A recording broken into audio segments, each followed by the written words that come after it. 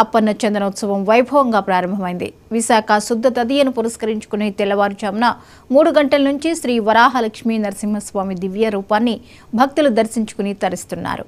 ఆలయ అనువంశిక ధర్మకర్త అశోక్ గజపతిరాజు స్వామివారి తొలి దర్శనం చేసుకుని స్వామివారికి పట్టు వస్త్రాలు సమర్పించారు.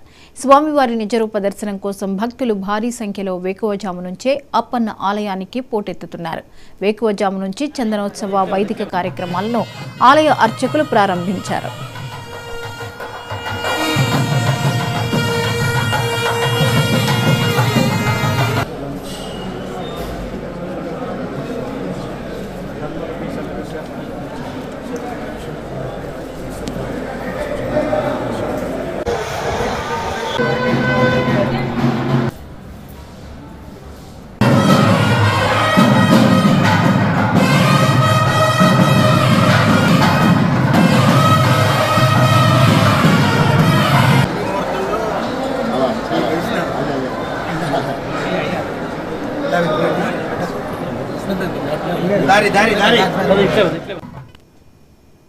సుప్రభాత సేవ అనంతరం వెండి బొరుగుతో స్వామిపై ఉన్న చందనాన్ని ఒలిచారు. అనంతరం ఆరాధనా కార్యక్రమం నిర్వహించి తొలి దర్శనాన్ని దేవస్థానం అనువంశిక ధర్మకర్త పూసపాటి అశోక్ గజపతిరాజుకు అందించారు.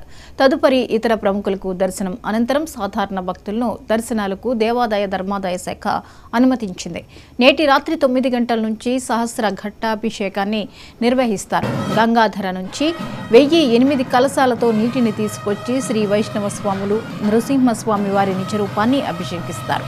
అనంతరం అర్చకులు తొలి విడత చందనాన్ని సమర్పిస్తారు. వేలాది మంది భక్తులు స్వామి నిజరూప దర్శనం కోసం క్యూ లైన్లలో బారులు తీరి ఉన్నారు. ఈ ఏడాది చందనోత్సవం ఏర్పాట్లపై శారదా పీఠాధిపతి స్వరూపానందేంద్ర సరస్వతి మహాస్వామి సంతృప్తి వ్యక్తం చేశారు.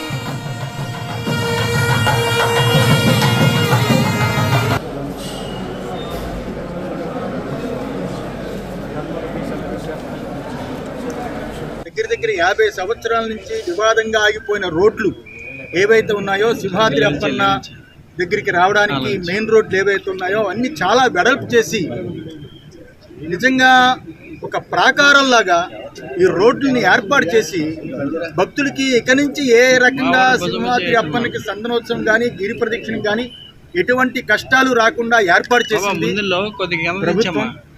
అలాగే కమిషనర్ గారు, ఈవో గారు వీళ్ళందరూ కూడా అణువు చాలా జాగ్రత్తగా చేయాలనే కార్యక్రమం ఈసారి ఏర్పాటు చేయడం చాలా సంతోషం, చాలా ఆనందకరం.